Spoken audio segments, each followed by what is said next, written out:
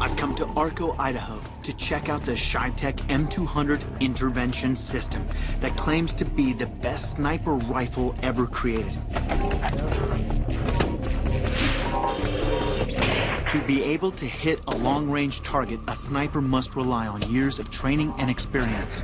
Distance, wind speed, and direction, the type of round. There are dozens of factors that must be taken into account.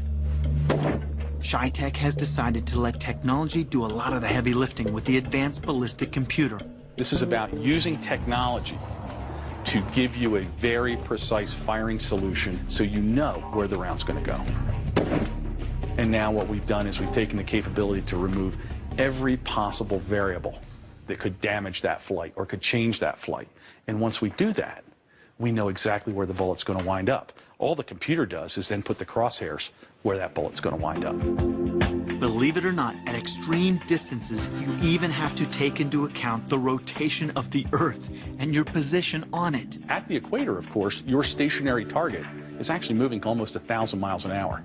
So if it's a 2.5-second flight time on the bullet, your target's moving 1,000 miles an hour for 2.5 seconds. And we correct for that.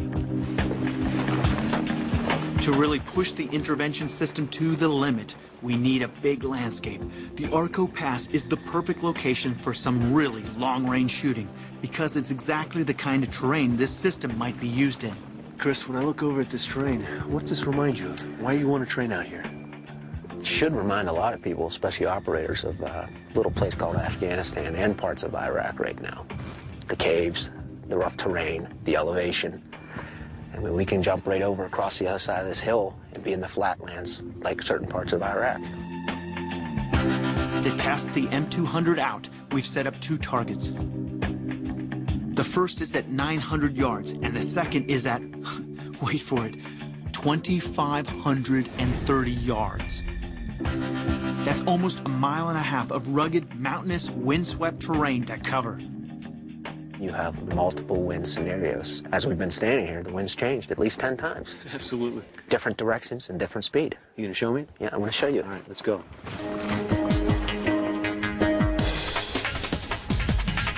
Today we're gonna be shooting a 419 grain 408 caliber bullet. So you would just tap here, pick your bullet from the pull-down menu, 419, put your muzzle velocity in, how fast it's coming out of your gun.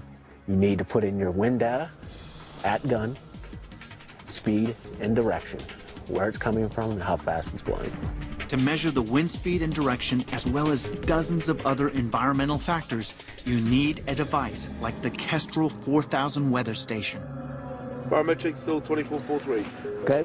All the data from this is then fed into the advanced ballistics computer. It's time to get down to business, isn't it? Time to get down to business.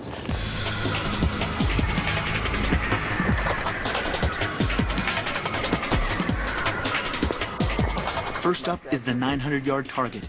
This is about 3 times the effective range of a standard assault rifle. But for the CheyTac M200, it's just a warm-up. Hit. Hit. 5 o'clock. Hit. Center mass. So hitting a target that's just over 1/2 mile away is pretty straightforward. Now it's time for the real test.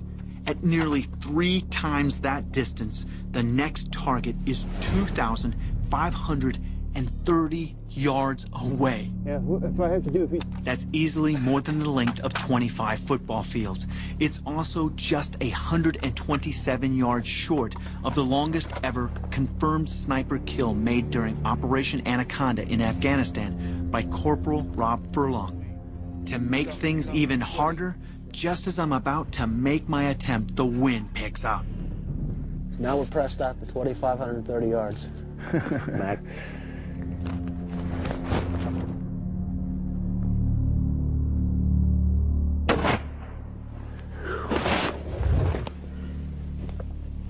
About 6 o'clock.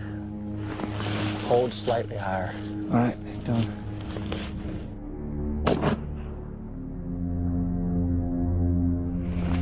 Did you see that rock? You just nicked the rock right behind it.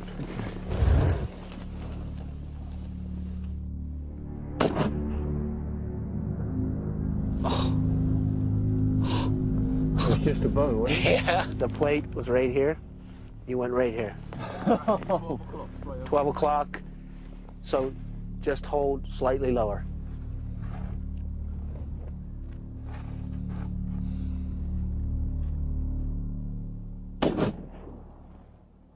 Is that 11 o'clock on the plate? Yep. There's a mark on the plate right there at 11 o'clock. Incredible. That was a clean target. Incredible. Now I've found my hold. Time to take 2 more shots. All right. Let's go down range and see what we did. All right, let's go take a look at it. I think we're just shy of basically 1,000 yards, right? Yep. Pretty much every round is on target. Good shoot. And look at the penetration, though. That's the thing that's crazy. So if somebody's trying to hide behind that, say in a vehicle, they're up to no good. At this kind of range, no problem. No problem. Right through it. Right through it, right into them.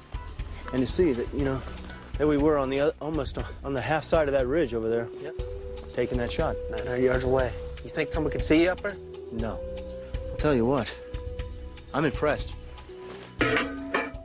Now, since walking over here 1,000 yards across this range has been a lot of fun, we're having a blast, we're actually going to send somebody out to go get the one that's even further out, the 2530. And we'll take a look and see what happened. It took this poor guy 25 minutes to cover the distance twice, just to bring back the target. And at 2,530 yards, we did this. A 3-round group. I would never have been able to do that with any other weapon system, flat out. I know that beyond a shadow of a doubt.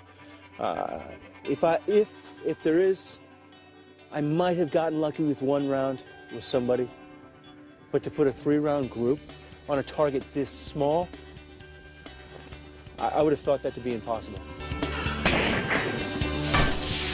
We don't ever anticipate or wish to replace the skill, the training, the things that are necessary to make a great sniper or a great spotter. What we want to do is we want to amplify their capability, enhance their capability, so that, you know, we can go to ranges that were never thought of before, and we can do it with impunity. Again, mission accomplished, threat removed, time to go home.